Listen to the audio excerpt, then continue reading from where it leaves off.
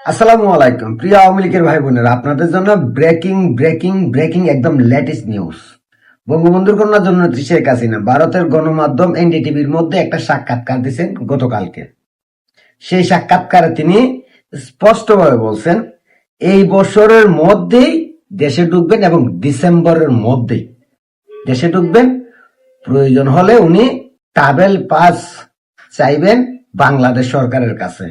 Travel pass মানে বুঝেন তো, মানে ট্রাভেল পাস দিলেই উনি বাংলাদেশে ঢুকে যাবেন এবং বাংলাদেশ সরকারের কাছে যে কোনো সময় ট্রাভেল পাসের জন্য আবেদন করতে পারেন বঙ্গবন্ধুর কন্যা জননেত্রী শেখ হাসিনা। তিনি একটা কথাই বলছেন, আমি বাংলাদেশে ঢুকবো আমার ব্যক্তির স্বার্থে নয়, বাংলাদেশের স্বার্থে, বাংলাদেশের মানুষের স্বার্থে, বাংলাদেশের উন্নয়নের স্বার্থে, বাংলাদেশের অসহায় গরিব খেটে খাওয়া মানুষের স্বার্থে, এই বাংলাদেশকে রক্ষার স্বার্থে, বাংলাদেশে গণতন্ত্র পুনরুদ্ধারের স্বার্থে, বাংলাদেশের মানুষের দুঃখ কষ্ট দূর করার স্বার্থে, বাংলাদেশকে আমেরিকার মতো গোলামের হাত থেকে রক্ষা করার স্বার্থে, পাকিস্তানিদের হাত থেকে রক্ষা করার স্বার্থে, জঙ্গিবাদের হাত থেকে রক্ষা করার স্বার্থে, ধর্মীয় মৌলবাদদের হাত থেকে রক্ষা করার স্বার্থে তিনি একটা কথাই বলছেন যে 24-এর আন্দোলনে বাংলাদেশের মানুষকে বেকুব বানানো হয়েছে, বোকা বানানো হয়েছে, মিথ্যে বলে গুজব ছড়িয়ে মেডিকুলাস ডিজাইন করে আমেরিকার টাকা খায়া। আর তাই বাংলাদেশের মানুষ এতদিনে বুঝে গেছে যে আমার বিরুদ্ধে বিশাল বড় একটা চক্রান্ত হয়েছে, আর তাই আমি এই বছরের মধ্যেই দেশে ঢুকবো। একদম একটা সময় বাইদা দিছে যে এই বছরের মধ্যেই আমি দেশে ঢুকতে চাই এবং ঢুকবো। তিনি আরো একটা কথা বলছেন, দেশের যত নেতাকর্মী ছিল যারা এখন বাহিরে বিভিন্ন দেশে আছেন প্রত্যেককেই ডিসেম্বরের ভিতরে দেশে ঢুকার নির্দেশনা দিচ্ছেন বঙ্গবন্ধুর কন্যা জননেত্রী শেখ হাসিনা।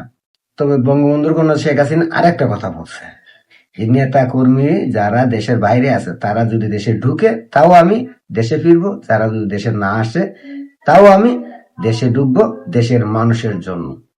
আমার কি হবে না হবে আমি জানি না, তবে আমি দেশে ঢুকবো।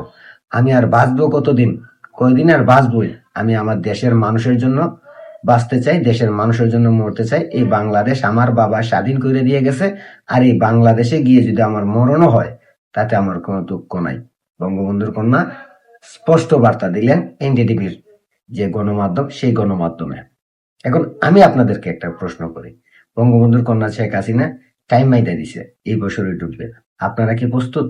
আপনারা কি আপনাদের ভুল বুঝতে পারছেন? আপনারা কি এখনো বুঝার বাকি আছে যে শেখ হাসিনার বিরুদ্ধে কত বড় ষড়যন্ত্র হয়েছিল?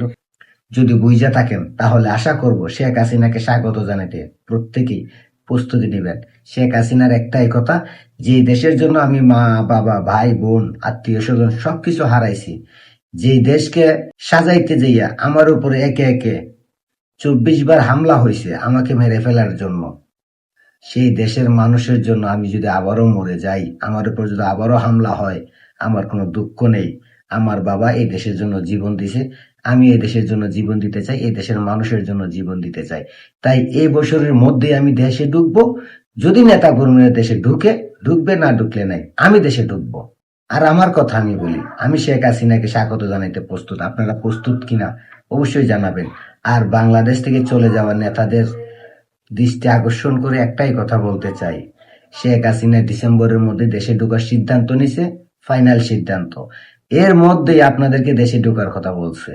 আমি এখান থেকে বসে আমি শাহজাহান ওয়াদা করলাম, যদি ডিসেম্বরের মধ্যে পালিয়ে থাকা নেতারা দেশে না ঢুকো, প্রত্যেকের নাম ধরে ধরে প্রত্যেকের বিরুদ্ধে কথা বলা শুরু করব। অনেক কথা বলছি জামাতের বিরুদ্ধে, অনেক কথা বলছি বিএনপির বিরুদ্ধে, অনেক কথা বলছি ইউনূসের বিরুদ্ধে, অনেক কথা বলছি এনসিপির বিরুদ্ধে, অনেক কথা বলছি রাজাকার আল বদর আল শামস রাজাকার বাহিনীর বিরুদ্ধে, আমেরিকার বিরুদ্ধে, পাকিস্তানের বিরুদ্ধে।